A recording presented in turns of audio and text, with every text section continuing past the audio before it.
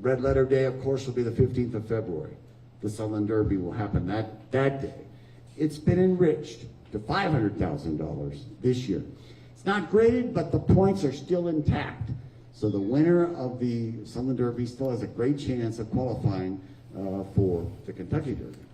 And Dustin has been able to move the Sunland Derby to an earlier date in February rather than in late March when it used to be, to kind of accommodate these changes. And the weather's a lot better here at Sunland Park in February than it is in March.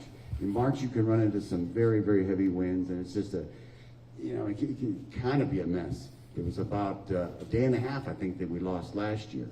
Nothing compared to what happened to Mother Nature's upheaval to Ruidoso Downs. But so we're really lucky that we usually have great weather here at Sunland Park. So that's what's in store for everyone. In about 5 minutes or 10 minutes or so in the paddock, I've got a scheduled visitors of the equine variety.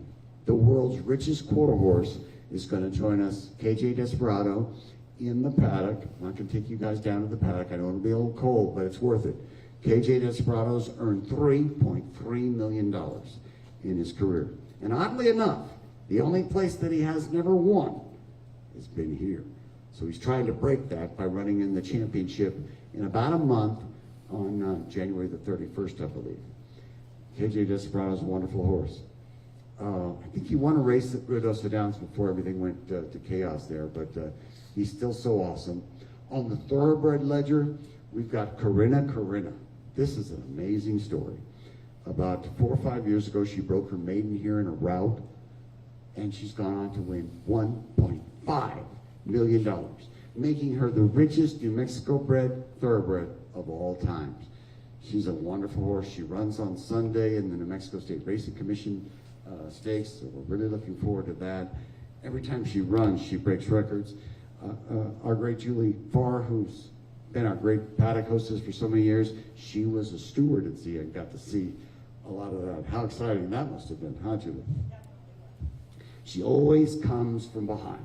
She's a dramatic, stretch runner, but she usually gets the job done, and she'll be running against a great field on Sunday. Also on that day is the KLAQ Stakes, which I think has drawn one of the best fields it's ever had. And we had the benefit of Flaco Capalucci, our leading trainer for the last 2 years. He was here earlier and did a number of interviews. So the table's set, and I think that we're in for a really great meet.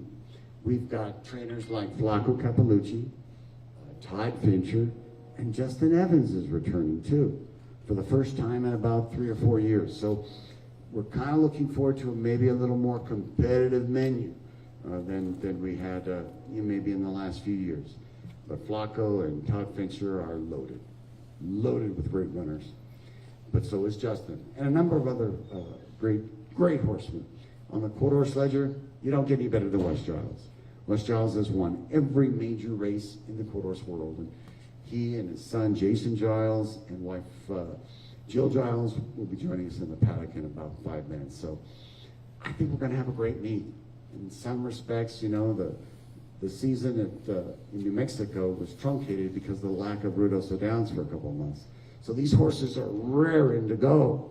They had to go to Wyoming, of all places, to find a place to run in the summer. And it was amazing how many won, So we're looking forward to that. I've got we got some nice goodies. There's still some Taco Cabana delicious burritos that we have. I want to thank Lisa Giron, our marketing manager, for getting me on board early, along with Dustin and Aladdin, of course. We were able to put together a good-looking, well-bound media guide rather than just sheets. Dustin and I like sheets, but for you guys, you deserve a real book. I know that books are kind of out of fashion these days, but I think it's okay. I proofread it as hard as I could. So did Dustin. But if you have any more questions before we head maybe down to the paddock real quickly, I would love to entertain them. But the meet starts January the 2nd and goes all the way through April 5th. Thanks for coming, you guys, especially on this cold day. Good news is, weather-wise, could reach 70 on our first 4 racing days, Friday, Saturday, Sunday, and Monday. Thanks, everybody. Thank you.